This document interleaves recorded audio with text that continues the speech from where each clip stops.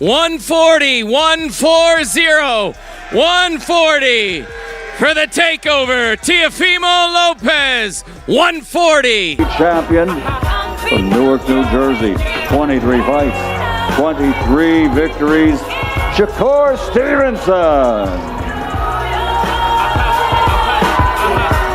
135 pounds for the reigning and defending three-time world champion.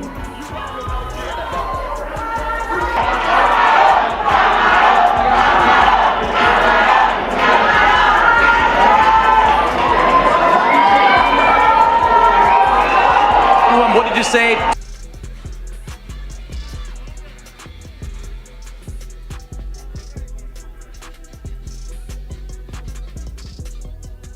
Explosive breaking news just erupted from the absolutely electric final weigh-in ceremony. As the long-brewing animosity finally spilled over into the bright public spotlight, Teofimo Lopez has dramatically escalated the traditional pre-fight face-off with a bold and unmistakably provocative gesture aimed squarely at Shakur Stevenson. Security personnel remain stationed on maximum alert, positioning themselves firmly between the two as both formidable warriors locked their intense gazes in a bone-chilling stare-down, pumping massive waves of extra heat into a showdown that is now officially locked in for January 31st. You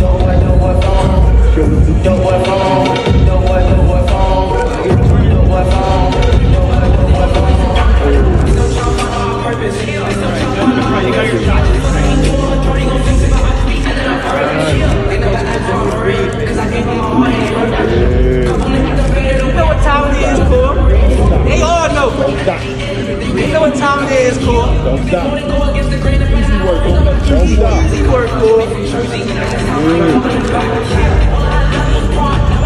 Yeah. 3-6, baby. There you go. There you go. There you go. There you go. There you go. There you go. Honestly, I'm prepared. I'm ready. I try not to think about the future. I try to stay stuck in the present. I think that's the best way to be. So right now we here at the weigh-ins, and mentally I'm ready. I ain't worried about tomorrow right now. I'm worried about the weigh-ins. The entire mood shifted dramatically as the razor-sharp verbal jabs started flying fast between the two charismatic stars. Shakur Stevenson kept his calculated message incredibly direct, ice-cold, and precisely calculated, while Teofimo Lopez fired right back with sharp, boldly defiant, and cleverly witty replies that powerfully echoed through the packed arena. Neither fierce man showed a single hint of backing down whatsoever. This intensely heated back-and-forth adds yet another explosive spark to a burning rivalry that is clearly moving far beyond simple weigh-in theatrics and deep into the... I don't have to fight Teofimo. Yeah. I could just stay at 135, campaign there. Why not go chase the greatness? Why not take the risk? Why not put my... I'll be honest, I'm gonna be real honest. He was a lot better younger. Yeah. Yes. Bull jive. There's no way he was better when he was less experienced. Yo, the man's was a lot better, a lot slicker, smoother, sharper. Wait, so you Pause, think but like you think Shakur was better than the amateurs. So you think with the added weight he got slower, less sharp? Like skills are there, but everything that goes with it, with the body weight and all that, like you say, it ain't for him. He was dominating the junior Olympics and then the youth Olympic games. He even won that. 123, he was still looking sharp.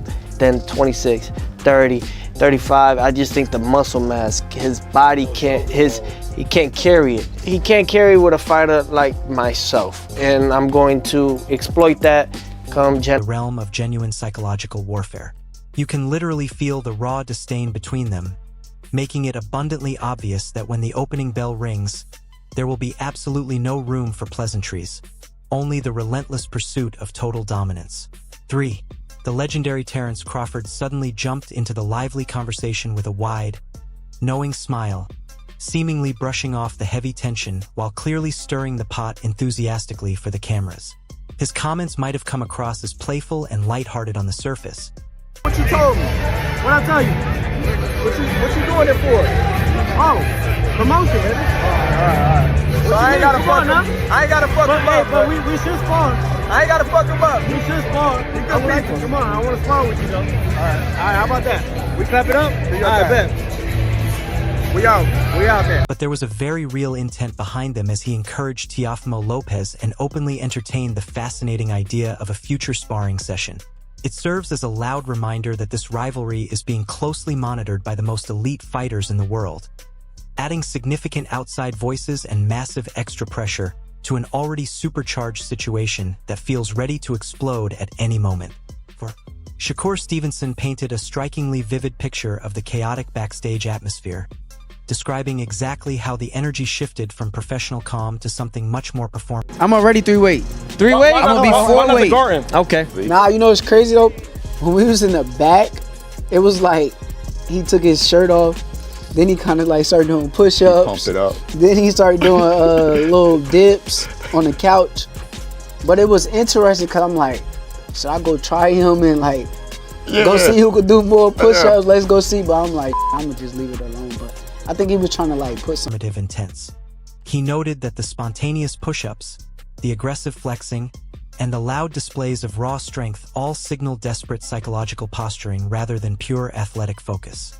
These revealing moments reveal just how much of this high-stakes buildup is actually about presence and public perception, rather than just raw boxing skill. It shows how both camps are fighting tooth and nail to gain even the smallest mental edge before the real business begins inside the ring. Shakur's brilliant at that because, one, he wants top sparring, but two, he gives his time as well because he's a gym rat, he's a boxing lunatic. Promoter Eddie Hearn took a moment to highlight the incredible work ethic hidden behind the public image, focusing on the total discipline, grueling routine, and the literal obsession both men have with the sport. This description successfully shifts the narrative away from the loud weigh-in drama and social media noise, placing the spotlight firmly on elite preparation and a championship mentality.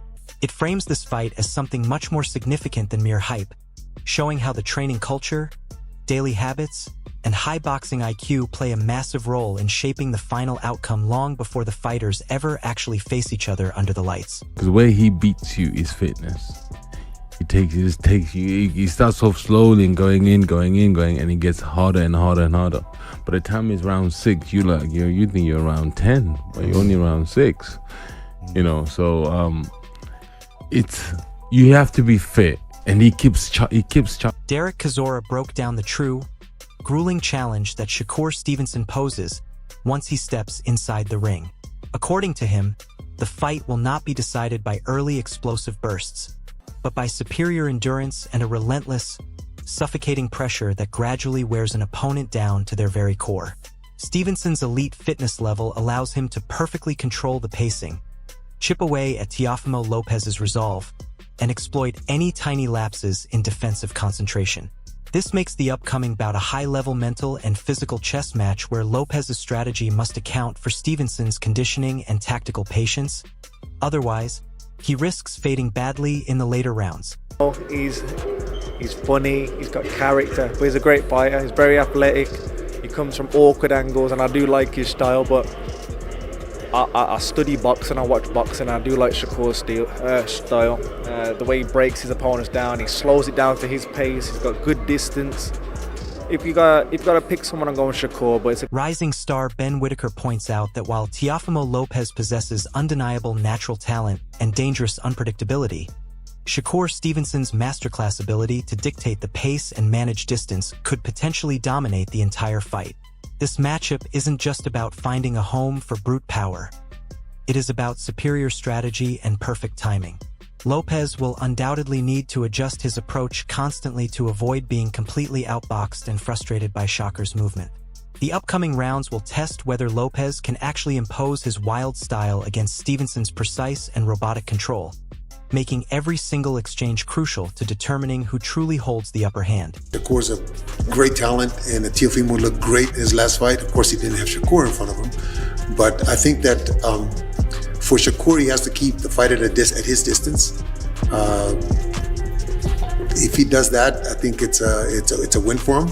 Teofimo, he's more, he wants to draw you in, he wants to counter punch. He's gonna have to be a different guy this time. He's gonna have to attack. He's gonna have to be leading the lead. The renowned Abel Sanchez stresses that this fight is ultimately a brutal battle of total control versus raw aggression. Shakur Stevenson's key advantage lies in his legendary ability to maintain distance and dictate the tempo of the fight, essentially forcing Lopez to abandon his usual signature counterpunching rhythm. If Lopez fails to adapt his movement and lead the exchanges effectively, he risks falling directly into Stevenson's well-laid strategic trap. Every individual round will test Lopez's capacity to switch gears on the fly, making this a fascinating clash of different styles where precision, timing, and mental toughness will ultimately... I think I don't know how good the fight will be, but I think Shakur is, again, like pound for pound, IQ-wise, I think he's even up there with a Terence and those kind of guys, you know. I think the difference with Boots is he's got the defensive mastercraft, and he also has the aggressive power to turn your lights out, and I think that's quite... Eddie Hearn further highlighted that Shakur Stevenson combines incredible intelligence, elite defensive skills, and sneaky explosive power, making him a complex and nightmare challenge for Teofimo Lopez to solve. This is far from a simple battle of physical strength. It is a high-level war of ring IQ, split-second timing, and decision-making under extreme pressure. Lopez will need to find rare openings against a fighter who can adapt mid-fight, punish even the smallest mistakes, and counter with surgical precision. The matchup promises heart-stopping. Myself, I know that Teo is a tremendous fighter.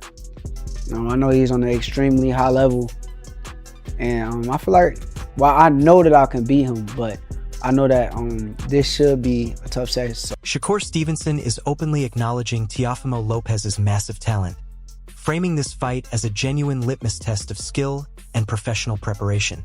He clearly understands the depth of the challenge ahead and anticipates a night of extreme difficulty, which signals a high level of mental readiness and respect for Lopez's unique capabilities. This mature mindset shows that Stevenson is approaching the bout with a very strategic lens, balancing his supreme confidence with a necessary layer of caution.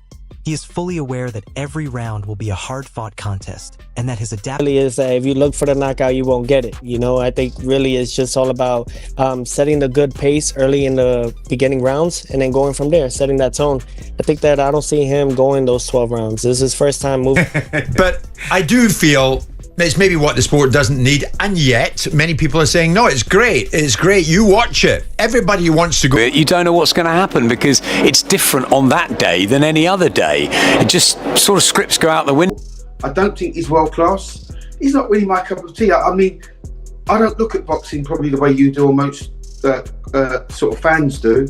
I look at it. Teofimo Lopez is signaling to the world that he is approaching this fight with a deeply tactical mindset, focusing on smart pacing rather than banking on a lucky early knockout. By emphasizing absolute